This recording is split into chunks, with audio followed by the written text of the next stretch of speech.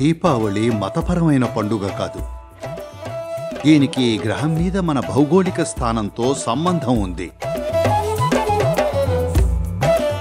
ఎలా ప్రవర్తించాలో వారు ఒక విజ్ఞాన శాస్త్రాన్ని సృష్టించారు. తద్వారా శీతాకాలపు నెలల్లో అనారోగ్యానికి, నిరాశకు గురి కాకుండా ఉంటారని.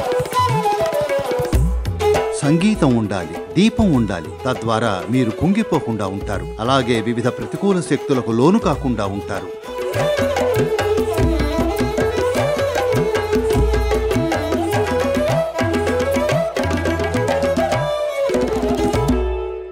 ఇది దీపావళి సమయం.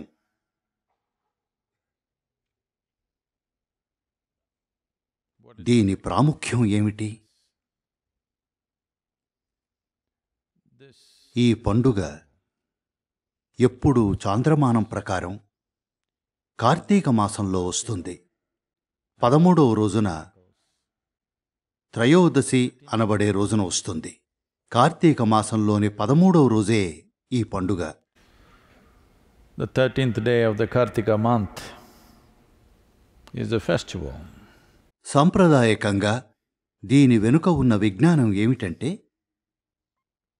ఈ రోజున అందరూ దీపావళి రోజున ప్రతి ఒక్కరూ ధన్వంతరిని పూజించాలి. ధన్వంతరి మన ఆరోగ్యం, శ్రేయస్సులకు అధిదేవత. ఈ రోజుల్లో ధన్వంతరి అనే పదం దాదాపుగా వైద్యుడికి పర్యాయపదంగా మారిపోయింది. ధన్వంతరి లేదా ధన్వంతరి దేవత ఆయుర్వేదానికి మూలం అంటారు. ఆయుర్వేదం అంటే దీర్ఘకాలం ఆరోగ్యంగా జీవించే విజ్ఞానం. అయితే ఇది ఎప్పుడు చేశారో నాకు తెలీదు. ఎందుకంటే ఆ భాష స్వభావమే అలాంటిది.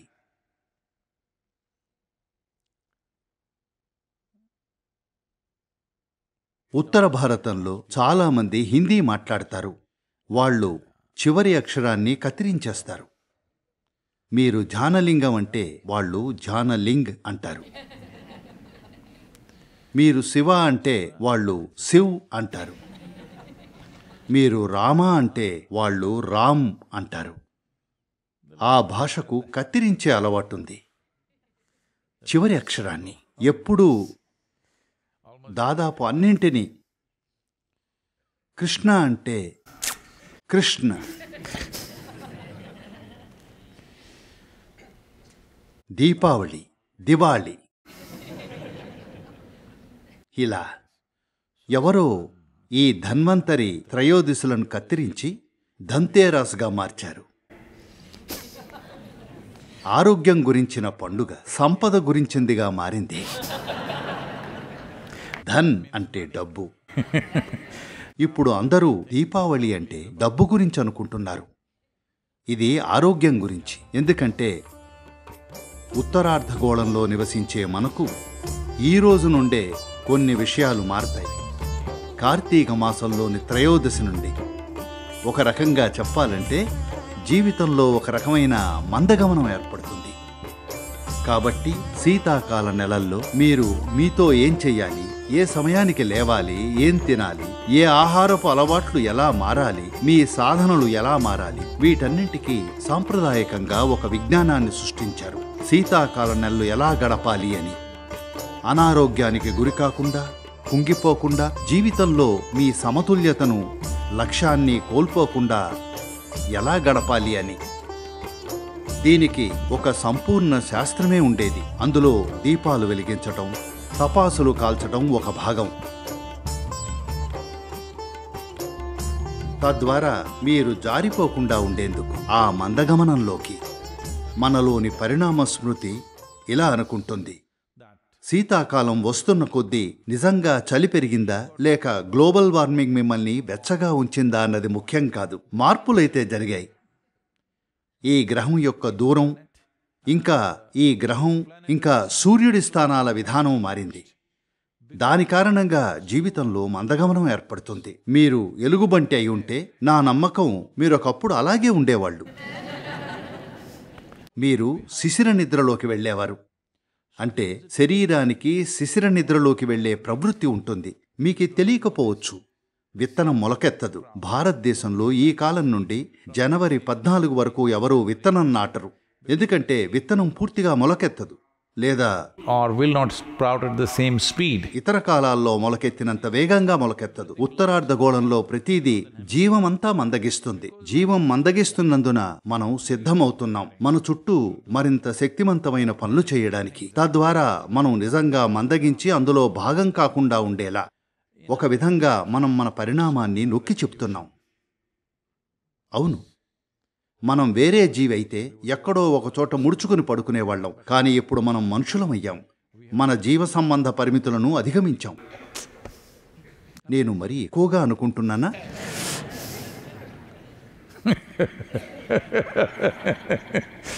మీరు మీ జీవ సంబంధమైన ప్రవృత్తులను అధిగమించి ఉండాలి.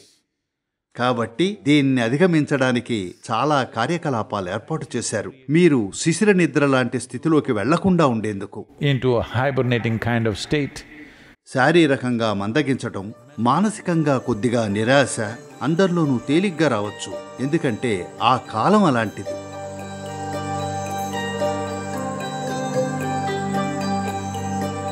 చల్లని దేశాల వారికి ఖచ్చితంగా ఆ అనుభవం ఉండే ఉంటుంది. అవునా కాదా? నార్డిక్ దేశాల్లో కూడా ఇలాగే ఉంటుంది. కారణం, మీ లోపల విషయాలు మందగించాయి. ఉత్తరార్ధగోళంలో కేవలం మీరే కాదు, ప్రతిదీ మందగించింది. ఎందుకంటే సూర్యుడితో మన సంబంధం మారింది. ఆయనే జీవానికి ప్రాథమిక మూలం. ఈ గ్రహం మీద శక్తికి ప్రాథమిక మూలం సూర్యుడు. మీరు సోలార్ ప్యానెల్ కనిపెట్టినందుకు కాదు, అది ఎప్పుడూ సూర్యుడే. ఇప్పుడు సూర్యుడితో ఉత్తరార్ధగోళం సంబంధం మారి ఇప్పుడు మీరు సూర్యుడి నుండి ఆవలి వైపుగా చూస్తున్నారు. కాబట్టి ఈ నెల నుంచి మందగమనం మొదలవుతుంది. ఈ చాంద్రమాన్ నెలలోని 13వ రోజు నుండి. దీన్నే కార్తీక త్రయోదశి అంటారు. ఈ ప్రభావాన్ని ఎదుర్కోవడానికి భారతదేశంలో రకరకాల పనులు చేస్తారు. ఈ నెల నుండి సాధారణంగా సాంప్రదాయకంగా స్త్రీ పురుషుల పాత్రలు తారుమారవుతాయి. Males and females are interchanged. ఈ సమయంలో ఉదాహరణకు ఒక స్త్రీకి రోజువారీ కార్యకలాపాల్లో ఇది ఒక భాగం. ఇప్పుడు కాదు, గ్రామీణ భారతంలో ఇప్పటికీ ఉంది. ఉదయాన్నే లేవగానే మొదట ఆమె ఇంటి ముందు శుభ్రం చేసి కొన్ని ముగ్గులు గీస్తుంది. ఈ రోజుల్లో పాపం ఆమెకు ఒకే డిజైన్ తెలుసు, అదే వేస్తూ ఉంటుంది. లేదా పెయింట్ వేయిస్తుంది, లేదా ఆమె దగ్గర ఒక మూస ఉంటుంది, దాంతో వేస్తుంది. కానీ నిజానికి బియ్యపు పిండిని వాడాలి.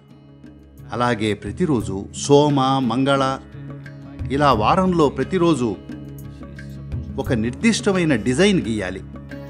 జామితి గల డిజైన్.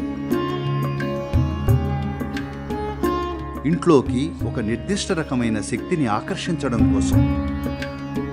పౌర్ణమి అయితే ఒక రకం డిజైన్, అమావాస్య అయితే ఒక రకం డిజైన్. అలా 28 నమూనాలుండేవి. ఏ రోజున ఏం వెయ్యాలో ప్రజలకు తెలుసుండేది. ఈ నెలల్లో ఇది చేయడం పురుషుల విధవుతుంది.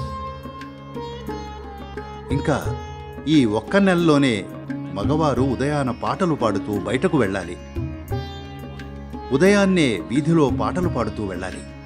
ఈ రోజుల్లో కూడా కొద్దిమంది ఇది చేస్తున్నారు. గ్రామీణ భారతంలో కొంతవరకు ఉంది. పట్టణ భారతంలో మళ్లీ కొద్దిగా పునరుజ్జీవన జరుగుతోంది. మైసూరు నగరంలో అంకిత భావం గల ఒక బృందం దీన్ని మళ్లీ పునరుద్ధరించింది. తెల్లారుజామున సూర్యోదయం అయ్యేసరికి ఆ సమయంలో వాళ్ళు వీధిలో డప్పుతో పాటలు పాడుతూ నడుస్తున్నారు. ఎందుకంటే మొత్తం పట్టణానికి ఇది అవసరం. ఈరోజు మనవి చాలా పెద్ద నగరాలుగా మారాయి. అలా కాక గ్రామంలో నివసిస్తే అక్కడ నివసించే ప్రతి ఒక్కరికి ఈ డప్పు చప్పుడు, సంగీతం అవసరం. అది వారి వ్యవస్థలో ప్రతిధ్వనించాలి. శిశిర నిద్రలోకి వెళ్లకుండా, ఇంకా వ్యవస్థలు మందగించకుండా ఉండేందుకు సంగీతోత్సవాలన్నీ ఈ సమయంలోనే జరుగుతాయి. మీకిది తెలియకపోతే ప్రపంచంలోనే అతి గొప్ప సంగీత ఉత్సవం, ప్రపంచంలోనే అతి పెద్దది చెన్నైలో జరుగుతుంది. 45 రోజుల్లో 1800కి పైగా కచేరీలుంటాయి. 1800కి పైగా కచేరీలు 45 రోజుల్లో జరుగుతాయి. ఇదంతా ప్రజలు మందకొడిగా అవ్వకుండా ఉండేందుకే. మీ కణాల కార్యకలాపాలు నిద్రాణ స్థితిలోకి వెళ్లకుండా ఉండటానికి. ఎందుకంటే అది జీవితంలో ఇతరత్రా సమస్యలకు దారితీస్తుంది. అందుకే దీపావళి. మీరు వెలుగును చూడలేకపోతే అందుకే టపాసులు. దాంతో మీరు ఎలాగైనా నిద్రలేస్తారు. ఉదయం 4:30 గంటలకు పట్టణమంతా టపాసులు కాల్చడం ప్రారంభిస్తారు. తద్వారా అందరూ మేల్కొంటారు, అందరూ చైతన్యం అవుతారు. ఎందుకంటే శీతాకాల నెలల్లో మీరు సూర్యుడి కన్నా ముందే లేవడం ముఖ్యం. సూర్యుని మొదటి కిరణం గడ్డిపోచ మీదో లేక పురుగు పుట్ర మీదో కాదు, ఆ మొదటి కిరణం మీ మీదే పడాలి. ఇది తప్పకుండా పాటిస్తారు. అందుకే సూర్యోదయానికి ముందే అందరూ లేచి బయటకొస్తారు, సూర్యుని మొదటి కిరణాలను స్వీకరించడానికి, తమ మీద, నేల మీద కాదు.